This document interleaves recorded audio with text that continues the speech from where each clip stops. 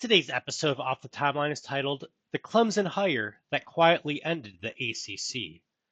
What if, in 1989, Clemson hired Steve Spurrier, not because he fit the ACC, but because he didn't? That hire didn't come with conference posturing. It didn't come with an exit plan, but it introduced something the ACC was completely unprepared for: a Clemson program that stopped waiting to be approved. And by the time the league understood what Spurrier's presence actually meant, the conference was already past the point where it could save itself. Now let's set the table on why Spurrier was different here. Steve Spurrier had already proven something rare. He could win without playing by inherited rules. At Clemson, that mattered more than his playbook, because Clemson didn't need a rebuild. They needed permission to stop being patient. Spurrier brought three things the ACC had never learned how to manage: public irreverence, offensive ambition, and a complete lack of concern for conference harmony. This wasn't about Spurrier being louder than everyone else. It was about Clemson realizing it didn't need to translate itself anymore. But you may be thinking to yourself, but Clemson could have stayed and still won. Yes, and that's exactly why Steve Spurrier mattered, because staying only works when winning is rewarded structurally. And that sets the table for when winning started to feel awkward. Clemson wins quickly under Spurrier. Not dominance, but legitimacy. And that's when things get uncomfortable, because doesn't sell the ACC, he treats it like a temporary arrangement. Press conferences get looser, scheduling complaints get sharper, comparisons get made openly. The ACC does not hear rebellion, they hear instability. And instead of asking how to keep Clemson aligned, the ACC asks a different question: who replaces Clemson if this gets messy? That's the misread. And that sets the table for the wrong replacement logic.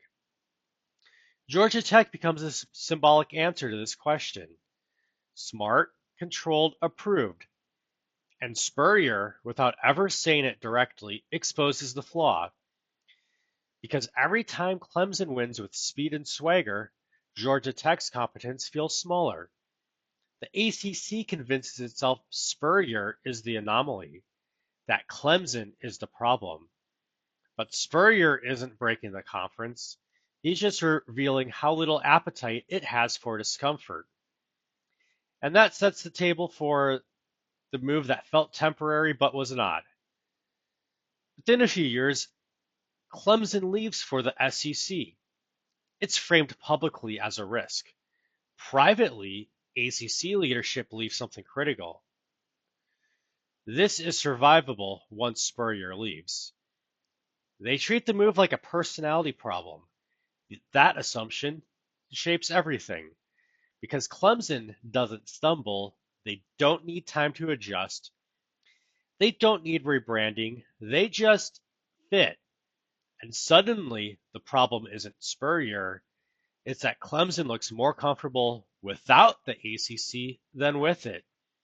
And that sets the table for Spurrier leaving but the damage staying. And here's the part that matters most: Spurrier eventually exits the timeline, and nothing gets fixed. Clemson doesn't lose its footing. The ACC does not regain control. That's the moment the league realizes something terrifying. Spurrier wasn't the cause, he was the stress test. And that sets the stage for the school that realized too late. Virginia Tech sees this clearly. They see Clemson thriving post Spurrier. They see Georgia Tech plateau. They see the ACC shrinking quietly. And they think they can be the solution. They arrive with wins, with energy, with credibility. But they arrive after leverage is gone. The league no longer wants another Spurrier-type disruption. It wants calm. Virginia Tech becomes strong in a structure that no longer amplifies strength. And that sets the table for the second panic. North Carolina watches Virginia Tech succeed. and realizes it doesn't matter. This is the second panic, not fear of collapse, fear of irrelevance. North Carolina pivots away from football leadership entirely, focusing on academics, prestige insulation, and distance. This is when the ACC stops trying to be a football league with ambition and becomes a league managing football outcomes. At this point, no hire, Spurrier or otherwise, can save it. And that sets the table for the quiet exit that never happened. Virginia studies all this. They don't want Spurrier chaos. They don't want Clemson attention. They want optionality. They wait for the clean moment to move. But by the time they're ready, exits are no longer about fit or prestige. They're about power concentration. Virginia never leaves. They simply disengage. And now we fast forward to the current day. By 2025, Clemson is still central. Not dominant every year, but they're always relevant because their break with the ACC was not emotional, it was structural. Spurrier did not predict the future. He just made Clemson impatient enough to move before patience stopped being rewarded. The ACC didn't lose Clemson because of Steve Spurrier. It lost Clemson because it assumed the problem would leave with him. Clemson understood something first. In college football, the most dangerous thing you can do is wait until everyone agrees. If you enjoy timelines or institutions, not heroes inside the sport, like, subscribe, and comment. Which school do you think mistook stability for safety?